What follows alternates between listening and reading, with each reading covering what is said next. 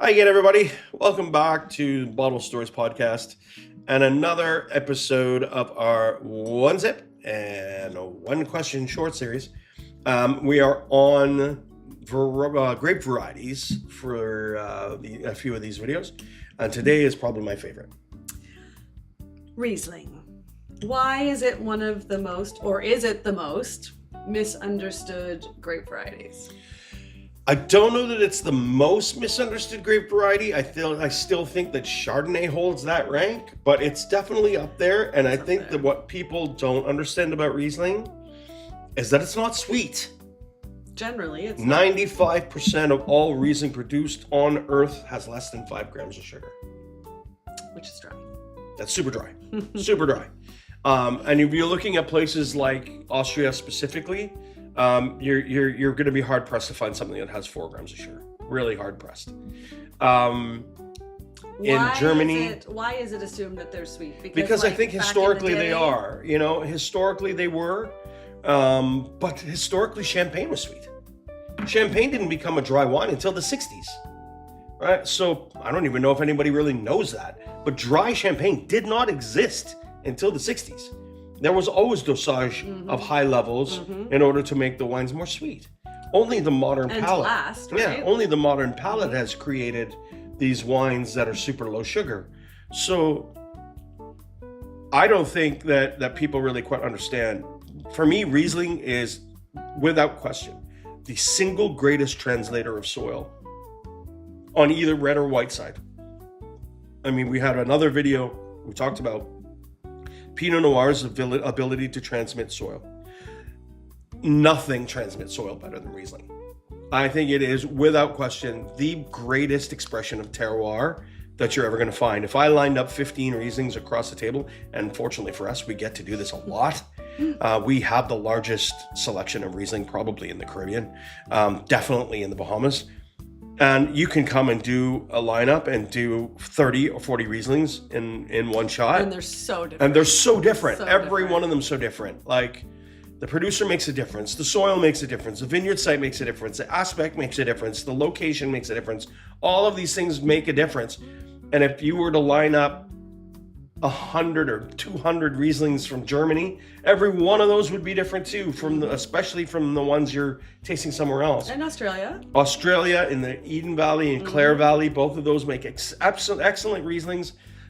They do, to me, have a little bit more of that warm weather kind of vibe where you really get this explosive pink pencil eraser in it. That for me is a little bit too overwhelming. I really like those super dry, really stony, really mineral-driven Rieslings that we're getting from like the Rheinhessen, from Mosel, from Wachau, from Campdal, even from Steiermark in the south, getting a little bit of Riesling going on there. But those guys make great wine in the south there. All the way up into northern Italy, in Piedmont, they're making really great Riesling. Shout out to Borgogno making an extraordinary Riesling. And then obviously in the US and in Canada, you have this huge Riesling culture as well. The first wine I ever drank that I really enjoyed was a Riesling, and it was from Canada. Off dry. But it was off dry. So around 11 grams of sugar, I think 11 to 17 grams of sugar. And now I can't drink those wines. I can't do it. They're just too sweet for me. I can appreciate them. Yeah, I mean, I could taste it. I could taste it and understand that if it's a good wine or not a good wine. And then the other part of Riesling being a sweet wine is the classic predicate system.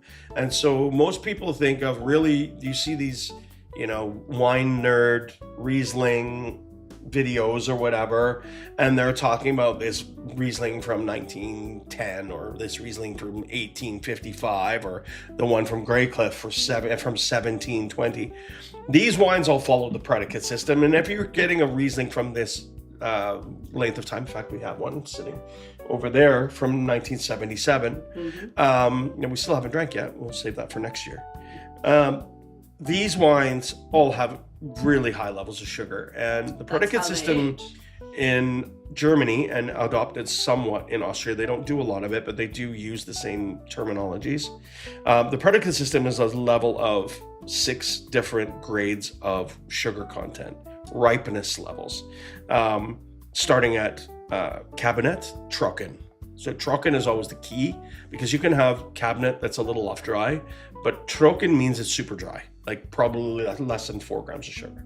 And then you have cabinet, trocken, cabinet, then you have Auslese, Spätlese, Beerenauslese, trocken Beerenauslese, and ice wine. And most people know ice wine, and especially if you're from Canada. Now, Canada doesn't necessarily do Riesling as ice wine. They usually use Vidal. Yep. They use Vidal as ice wine. Able to do and Cabernet Franc. I've seen a lot of sparkling Cabernet Franc ice wines. It's really cool. It's super bright, really intense. The color's extraordinary. Amazing wine. But it's getting away from the classic tradition of Riesling being ice wine. So if you go to places like Austria and Germany, ice wine in those regions is probably going to be Riesling. With the exception sometimes in ice wine is happening less and less. Yeah, because it's just getting too warm. You don't have enough. You need at least 10 solid days below minus 10 degrees Celsius in order to harvest ice wine. I think legally it's 7, but they try to do 10 days in order to get a super hard berries. So what happens is all of the water inside of the grape freezes, and it concentrates into just sugar syrup that can't freeze. So then they press the grapes while they're frozen, and you end up with 1 single drop out of every berry, which is why it's so expensive, because you make very, very little amount. Sugar out of it, essentially, not the water. Yeah, like it's more than 1 whole vine to produce 1 single bottle of wine. But we're kind of getting off topic. But Riesling, that's what we do. Riesling for me, I think, is probably the most misunderstood and the most, I still think Chardonnay is more misunderstood, but it's definitely one of the most misunderstood, and it's definitely a sommelier's favorite wine. Most somms I know, Riesling is their favorite grape, because it can be anything. It can be so many different things. And it expresses tension so well. It expresses minerality so well. It expresses saltiness in soil really, really well. It ages incredibly well. I mean, 50 years, no problem. No problem. Absolutely no problem. Absolutely love it. Riesling, big shout outs to Riesling, my favorite grape. So on that note, we'll leave you with what's your favorite grape? Leave it in the comments. We'll see you guys later.